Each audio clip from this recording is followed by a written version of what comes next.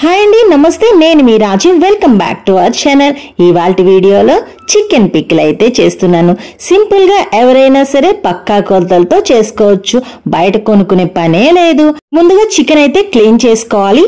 నేను ఇక్కడ 1/2 kg boneless chicken అయితే తీసుకుంటున్నాను. చక్కగా క్లీన్ చేసి పెట్టేసుకోవాలి.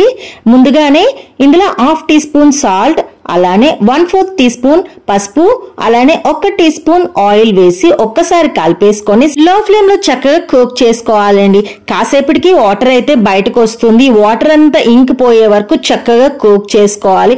మన ఆయిల్ వేయడం వల్ల కింద అడుగు అంటుకోకుండా ఉంటుంది అనమాట.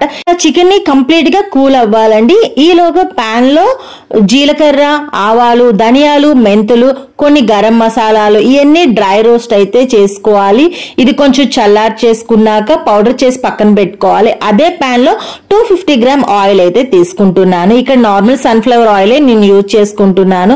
సో మనం అసలు యూజ్ చేయని ఆయిల్ మాత్రమే పికిల్స్ కి యూజ్ చేయాలండి. మనం ఏదో పూరీలు అది యూజ్ చేసిన ఆయిల్ ని అసలు యూజ్ చేయకూడదు. చక్కగా చల్లార్చుకున్న చికెన్ ముక్కల్ని వేసి గోల్డెన్ బ్రౌన్ వచ్చే వరకు వేయించుకోవాలి.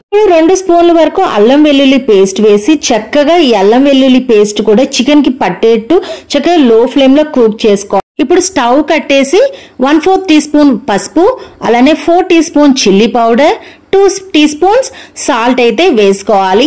అలానే ఇందాక వేయించి పెట్టుకొని ఉన్నది కదా, అదంతా పౌడర్ చేసి పెట్టుకున్నాను. ఆ పౌడర్ మొత్తాన్ని వేసేయాలి.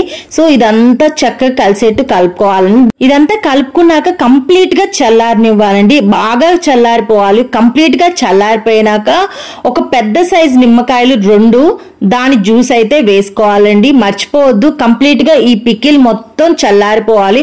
అప్పుడే నిమ్మకాయ వేయాలి, లేకపోతే వేయకూడదు. సో ఇట్లా కలిపేసుకున్నాక ఏదైనా జార్ లో మనం స్టోర్ చేసుకోవడమేనండి. సింపుల్ గా మనం చేసేసుకోవచ్చు.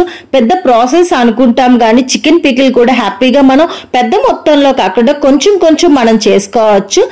అలానే మన రెసిపీ నచ్చితే కనుక ఒక్క లైక్ చేయండి. Please like, share, subscribe, comment. Thank you so much.